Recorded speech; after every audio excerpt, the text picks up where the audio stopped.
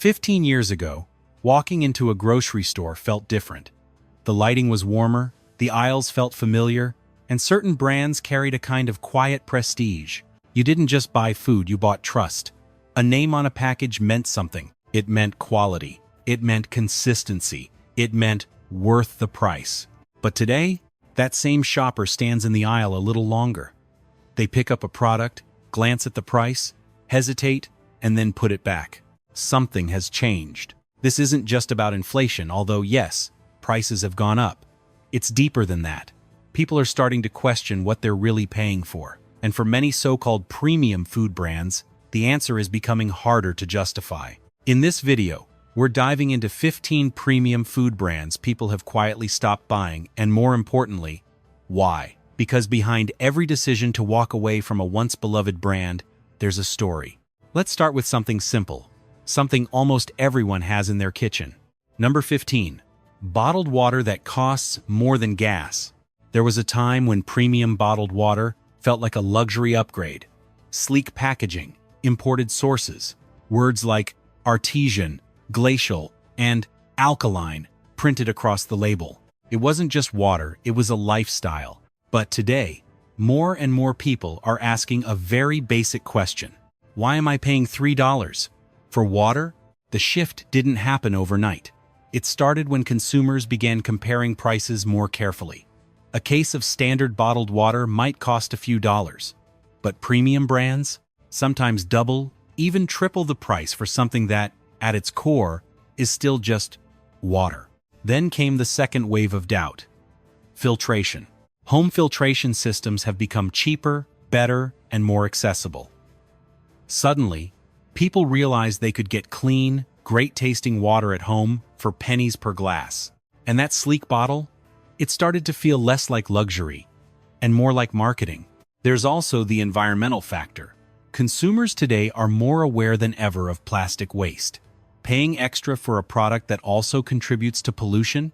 That's a harder sell. So what used to feel premium now feels unnecessary. And when something feels unnecessary in today's economy, it's usually the first thing to go. Number 14. Gourmet ice cream that lost its magic. There was a time when premium ice cream brands felt like a small indulgence you could justify. A long day, a quiet night, a pint of something rich and creamy waiting in the freezer. You told yourself, it's worth it. But lately, that experience hasn't been the same. Prices have climbed, sometimes dramatically. What used to be a $4 treat is now pushing $7 or $8 in some places. And for many shoppers, the quality hasn't kept up. Some say the texture has changed. Others notice smaller portions, more air whipped into the product, or recipes that just don't taste as rich as they used to. It's subtle, but people notice. And then there's competition. Store brands, once seen as the cheap alternative, have stepped up their game. Many now offer high-quality ice cream at a fraction of the price. Same creamy texture, same indulgent flavors, half the cost. So shoppers do the math, and suddenly, that premium pint doesn't feel like a reward anymore, it feels like an overpriced habit. So they reach for something else. Number 13. Organic snack bars that don't feel honest anymore. At one point, organic snack bars were the symbol of smart, healthy living. Busy professionals, fitness enthusiasts, parents on the go, they all reached for them. Convenient, nutritious, premium, or at least, that's what the label said. But over time, people started reading the ingredients more closely. And what they found wasn't always what they expected. Added sugars, processed syrups, long ingredient lists that didn't quite match the simple and natural image on the front of the package. And then came the price. Paying a premium only works if you believe you're getting something better. But when consumers start to feel misled even slightly, that trust erodes quickly. Now, many shoppers are switching to simpler alternatives. Whole foods, homemade options, even cheaper bars with clearer labeling. Because once the illusion is broken, it's hard to rebuild. And in today's world, trust might be the most valuable ingredient of all. That's just the beginning. Because as we move further down this list, the patterns become clearer and the decisions become more surprising. Some of these brands didn't just lose customers. They lost something much harder to get back. Relevance. Let's continue because this is where things start to get more uncomfortable. Not just for brands, but for consumers who once swore they'd never switch. Number 12. Premium coffee pods that no longer feel worth it. There was a moment when single-serve coffee machines felt revolutionary. Fast, convenient, consistent. And the pods? They were marketed as a premium experience cafe, quality coffee at home. At first, people didn't mind paying extra, but over time, something shifted. Consumers began doing the math. One pod, maybe $1. 2 cups a day? That adds up fast. Suddenly, a convenient habit started looking like a monthly expense that rivaled a streaming subscription. And then came the taste debate. For some, the flavor just didn't justify the cost anymore, especially when fresh ground coffee or even basic drip coffee could deliver a richer, more satisfying experience for less money. Then there's the waste. Tiny plastic pods, used once and thrown away. Even with recycling programs, many people began to feel uncomfortable with the environmental cost of their daily routine. So they switched back to traditional coffee makers, French presses, pour-over setups, methods that feel slower, yes, but also more intentional, more affordable, and in many cases, more flavorful. What was once premium convenience is now, for many, just an expensive compromise. Number 11. Name brand cereal that doesn't taste like childhood anymore. Cereal used to be simple, bright boxes, familiar mascots, the kind of breakfast that felt comforting, even predictable. And for decades, big-name cereal brands dominated the shelves. People trusted them. But lately, something feels off. Some consumers say the taste has changed, less rich, less satisfying.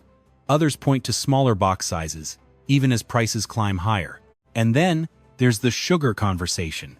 More shoppers are paying attention to nutrition labels, and what they're seeing doesn't always match the healthy image these brands once projected. High sugar content, refined grains, ingredients that feel more processed than wholesome. At the same time, store brands and smaller companies have stepped in with alternatives, often cheaper, sometimes healthier, and increasingly competitive in taste. So now, shoppers pause in that cereal aisle. They compare, and more often than not, they choose something else, because nostalgia can only carry a product so far. Number 10. Premium frozen meals that feel like a letdown. There was a time when frozen meals were seen as a last resort. Then came the premium wave. Sleek packaging, words like chef-inspired, artisan, gourmet.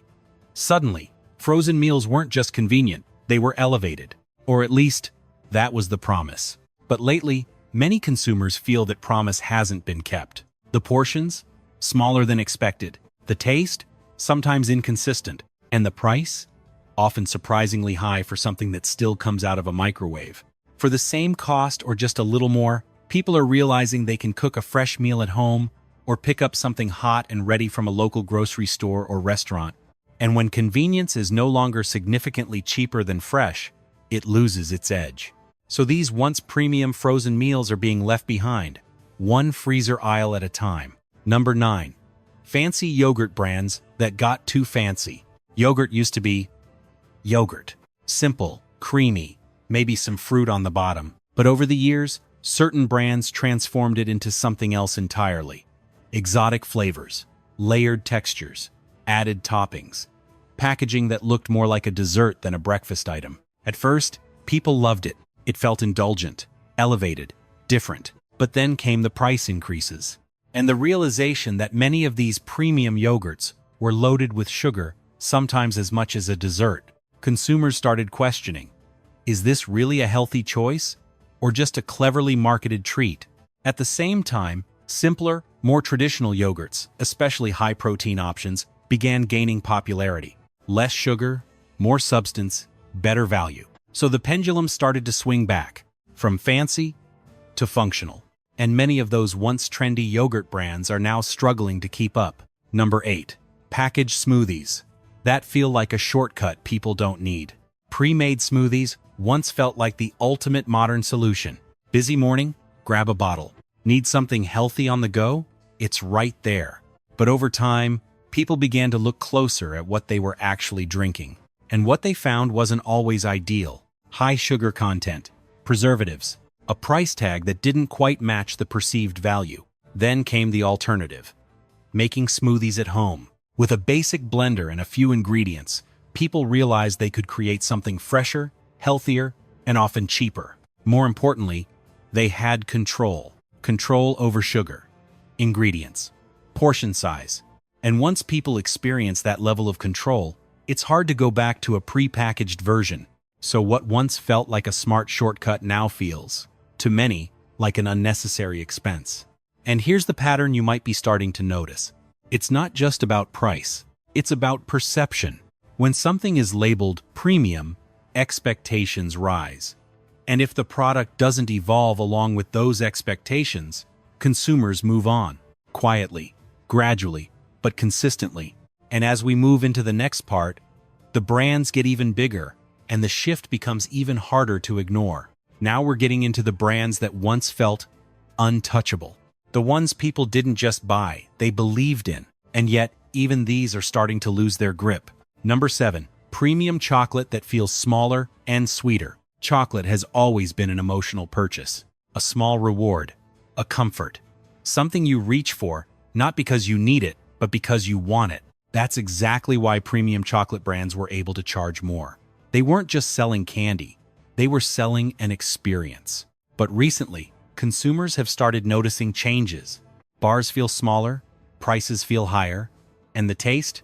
For some, it's noticeably sweeter, sometimes overly so. There's also been growing awareness about sourcing. Ethical concerns, ingredient transparency, cocoa quality, these things matter more today than they did a decade ago. And when a PA product positions itself as premium, people expect it to lead in those areas, not fall behind. At the same time, smaller, independent chocolate makers have entered the scene. Many focus on quality ingredients, fair trade sourcing, and bold, authentic flavors. So now, shoppers have options. And when they compare, the big premium names don't always come out on top. Number 6. High-end bread that goes stale too fast. Bread seems simple. Flour, water, yeast, salt. But premium brands turned it into something more: artisan loaves, organic ingredients, rustic packaging. And for a while, people were willing to pay extra for that upgrade. It felt healthier, more authentic.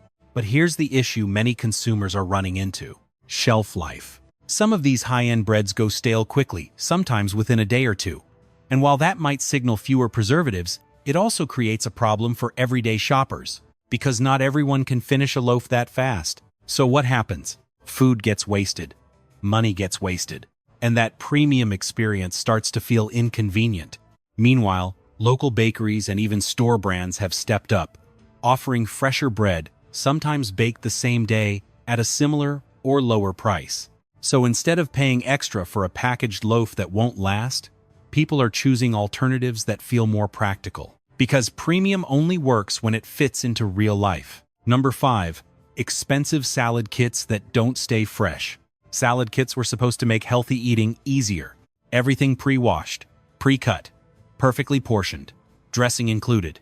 At first, it felt like a game changer. But over time, cracks started to show. Consumers began noticing that some kits didn't stay fresh very long. Wilted greens, soggy textures, expiration dates that felt optimistic. And then there's the cost. Paying a premium price for something that might not even last until you're ready to eat it? That's a risk more people are no longer willing to take. So instead, they're going back to basics. Buying whole ingredients, prepping salads at home, or choosing simpler, more reliable options. Because convenience loses its appeal the moment it becomes unreliable. Number 4. Premium juice brands that feel more like sugar than health. Juice has always lived in that gray area between healthy and indulgent. And premium juice brands leaned heavily into the healthy side. Cold-pressed, organic, raw, packed with nutrients. At least, that's the image. But today's consumers are more informed. They're reading labels, tracking sugar intake, understanding that even natural sugars can add up quickly. And when a single bottle of juice contains as much sugar as a soda, the perception starts to shift, especially when that bottle comes with a premium price tag. So people are adjusting. Some are diluting juice with water, others are switching to whole fruits, and many are simply cutting back altogether, because the idea of liquid health doesn't hold up the way it used to. Number 3. Premium pasta sauce that tastes ordinary. Pasta sauce is one of those pantry staples people don't think twice about until they do. Premium brands once stood out with promises of authentic recipes, slow-simmered flavors, and high-quality ingredients. And for a while, they delivered. But recently, more consumers are noticing something unexpected. The difference just isn't that big anymore. When a premium jar costs 2 or 3 times more than a store brand, but tastes only slightly better, or sometimes not better at all, it creates doubt, especially in a time when people are more budget conscious. So they experiment. They try cheaper options. They add their own spices. Some even go back to making sauce from scratch. And in many cases, they realize something surprising. They don't miss the premium version. Because once a product becomes replaceable, it loses its power. And this is where things really start to shift. Because the next brands on this list aren't just losing customers due to price or taste. They're losing something deeper, connection. And once that's gone, it's incredibly hard to get back. Now we've reached the point where the shift becomes impossible to ignore. These aren't just quiet changes in buying habits anymore. These are signals. Signals that even the strongest brands can lose their place if they stop listening. Number 2, premium cheese that feels overpriced for everyday use. Cheese has always had a certain reputation: comforting, versatile, a small upgrade that can make any meal feel better. And premium cheese brands leaned into that offering: aged varieties, imported selections, specialty blends. For a while, people embraced it. It felt like a simple way to elevate everyday meals. But recently, something has changed. Prices have climbed, sometimes sharply. And while consumers might still be willing to splurge for special occasions, everyday use is a different story. Because when you're making a sandwich or cooking a quick dinner, that premium block of cheese starts to feel excessive, especially when more affordable options taste good enough. That's the key shift. Good enough has become powerful. Store brands and mid-tier products have improved dramatically. In blind taste tests, many consumers can't even tell the difference anymore, so they adjust. They save the premium cheese for rare moments, or skip it entirely. Because value isn't just about quality, it's about context. Number 1. Luxury snack brands that forgot who they were selling to. This is where it all comes together. Luxury snack brands, chips, crackers, cookies, once carved out a unique space. They weren't basic, they weren't cheap, they were positioned as something special: better ingredients, better flavors, better experience. And people bought into that idea. But over time, some of these brands started drifting. Prices went up, portions went down, flavors became more experimental, sometimes too experimental. And slowly, they lost touch with the very people who made them successful. Because here's the truth: snacks are emotional. They're not something people want to overthink. They're supposed to be simple, enjoyable, familiar, even when they're new. But when a snack starts to feel like a luxury decision, something you have to justify, it changes the experience. Consumers begin to hesitate. And hesitation is dangerous, because right next to that premium product is something else cheaper, familiar, satisfying enough. So they reach for that instead. And just like that, the habit is broken. Now step back and look at the full picture. 15 different categories, different products, different price points, different audiences, but the same underlying pattern. It's not just inflation. It's not just competition. It's a shift in mindset. Consumers today are more aware, more selective, more willing to question what they're paying for and why. Premium used to mean something clear. Now, it has to be earned every single time, because loyalty isn't automatic anymore. It's conditional. And once a brand breaks that condition even slightly, people notice. They adjust. And sometimes, they don't come back. But here's the part most people don't talk about. This shift isn't just changing what we buy. It's changing how companies think, how they price, how they market, how they survive.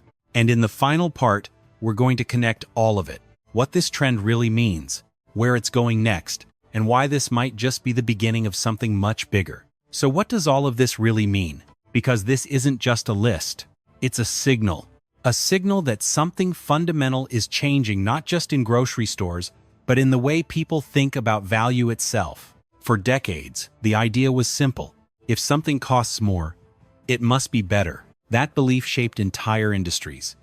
It allowed brands to position themselves as premium, charge higher prices, and build loyalty that lasted for generations.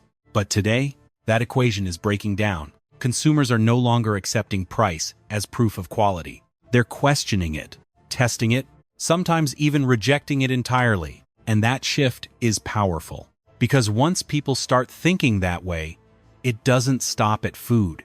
It spreads to clothing, to electronics, to services, to everything. People begin asking, is this actually worth it? Or am I just paying for the name?